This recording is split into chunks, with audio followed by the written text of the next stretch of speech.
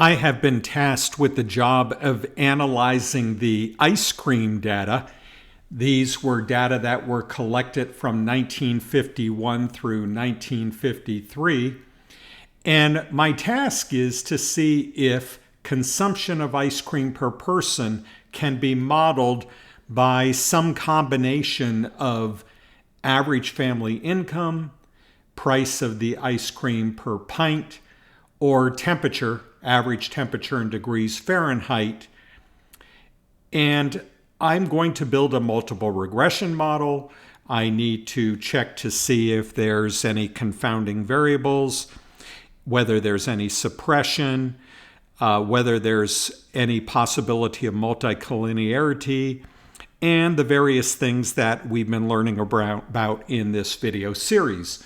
So that's what I'm going to set out to do, is to build a report in which I analyze the data to see if consumption is in fact related to any of these three potential explanatory variables. I don't have to use all of them. I might only use one, but let me go about seeing that now. So here is my notebook. So let me go ahead and read in the data. And let's go ahead and take a look at those data.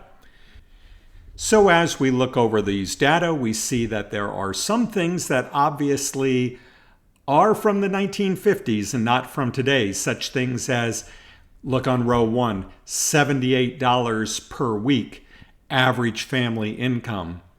Or look at price, 27 cents per pint for ice cream. So keep in mind that these are from the 50s. Okay, so I need to build a model. Back to my regular notebook here. I need to build a model. Let me go ahead first of all, since I'm going to write a report, and start with a description. I have already pre-written some narrative here to make things speed up in the video. So I'm going to go ahead and put it in.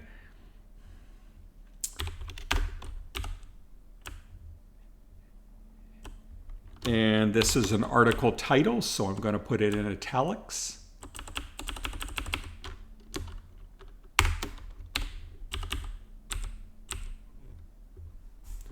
Okay, so ice cream is a popular dessert, especially on a hot day. This has been true for many years, including in the 50s. In this report, I will analyze data collected at various times from 1951 through 53.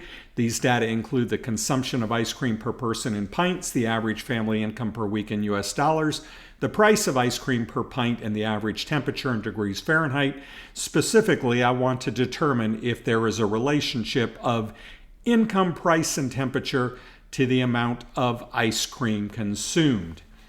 So let's go ahead and begin with our data. Let's go ahead and start first with some zero order correlations. So I'm going to need an R cochunk here. And from my R cochunk, I'm going to go ahead and look at some scatter plots. I could, again, look at them individually, one plot at a time, but I'm going to look at them all together. And here they are.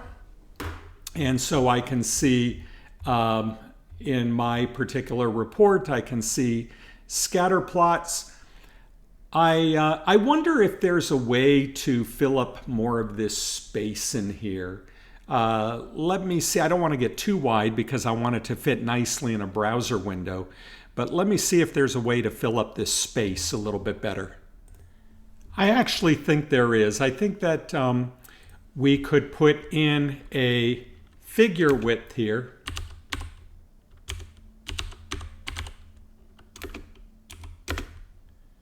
And put in a value like 8. And I think it might make it a bit, did make it a bit bigger. Let's try putting in a 10. So at the top of my code chunk, I just wanted to get a little bit nicer looking scatter plots. And those look nicer to me because I'm using more of this space and I can see relationships a little bit better. And then I'm also going to want to have correlations. So let me go ahead and put in a code chunk for those correlations.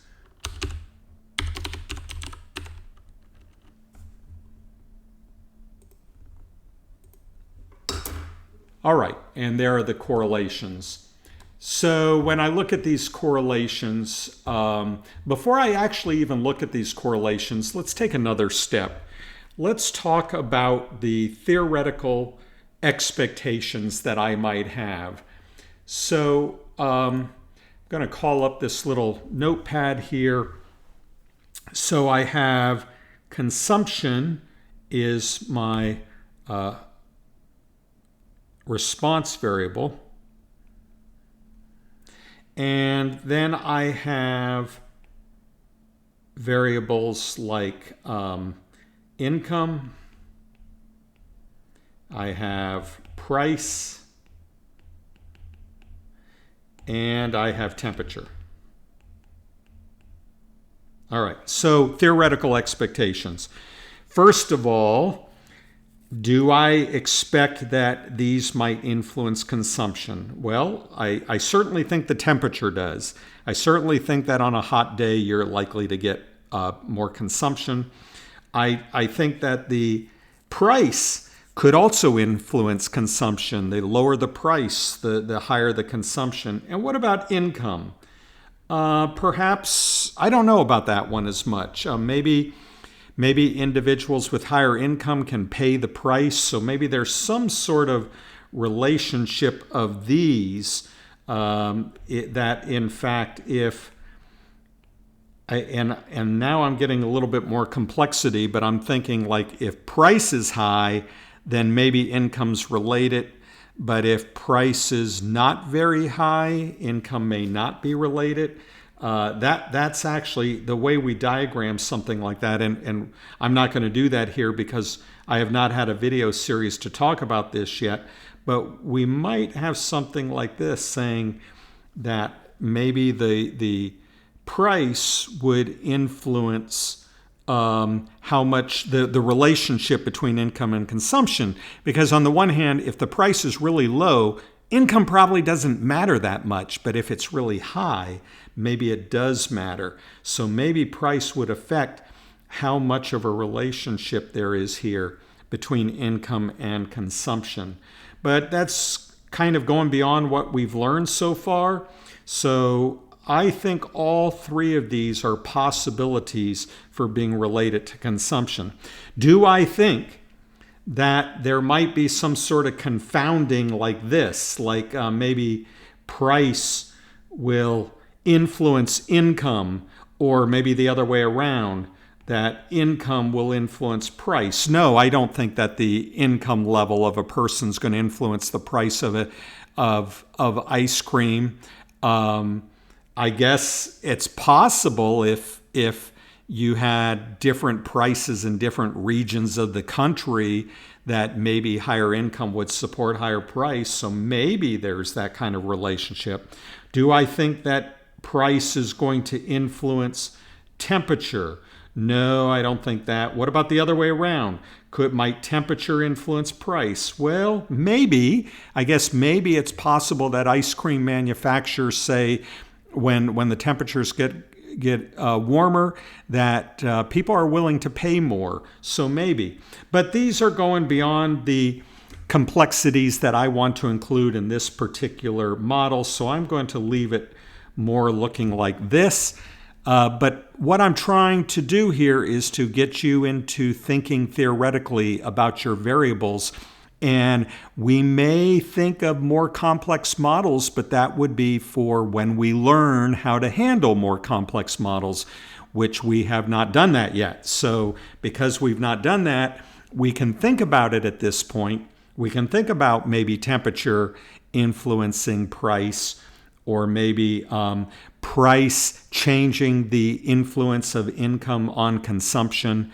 But we need more learning before we can do more complex models. So let's just leave it like this.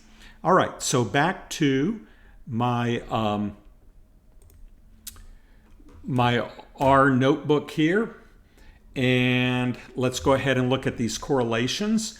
So the first thing that jumps out at me is that temperature is highly correlated with consumption. That doesn't surprise me. I see that income is not really correlated with consumption. It's 0.05. Doesn't seem to make much of a difference. Price does seem to make a difference, and in the way I expect it. As the price goes up, consumption goes down. Are there, in addition to this, are there relationships among the explanatory variables? Yes, there are. I see price and no, that's price and response variable.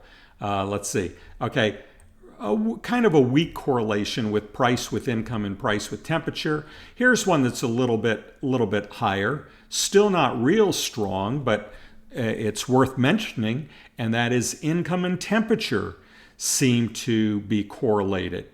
So, and it's a negative correlation, but nonetheless, not a real strong, a weak to moderate correlation of income and temperature.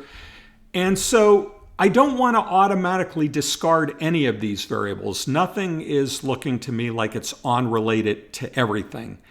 There are relationships, even the one income that is not really related to the response, because it has a relationship to other explanatory variables. I need to explore how that might influence the models.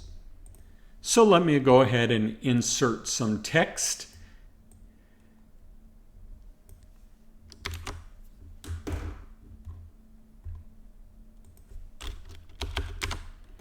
Scatter plots in Figure 1 illustrate zero-order correlations among all four variables, one response and three potential explanatory variables. There appear to be some weak relationships as well as a strong relationship of ice cream consumption and temperature.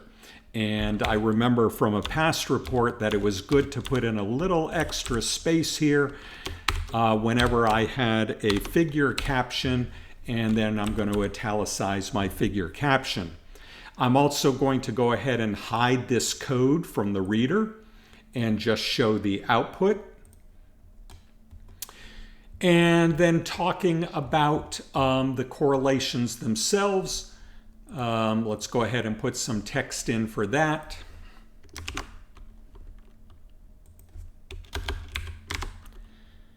So table 1 is a correlation matrix among these same variables. The strongest relationship by far is the relationship of temperature and consumption.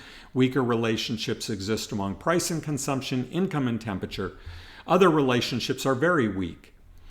So here is my table 1, and I don't think I need any extra space for that one based upon my remembering from a previous report, although I guess it wouldn't hurt to put one little bit of space in there.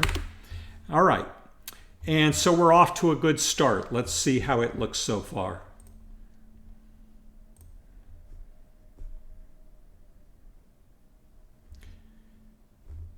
And execution was halted because I have something wrong. So now I got to find out what that is.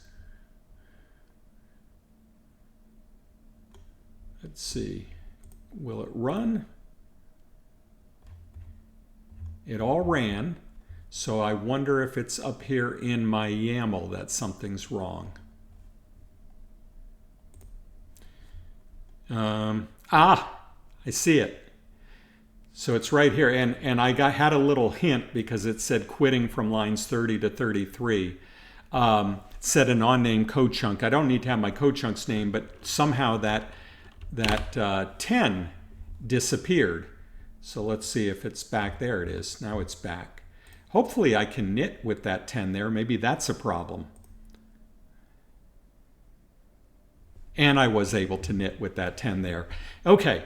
So there's my description, there's my analysis. I already know what it all says. I'm just looking to see if things look good. Uh-oh, I need a little space here before table 1, and I also have a code chunk showing.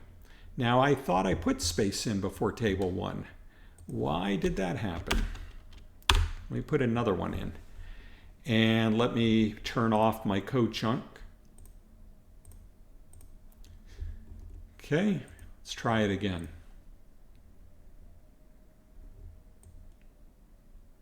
All right, that's better.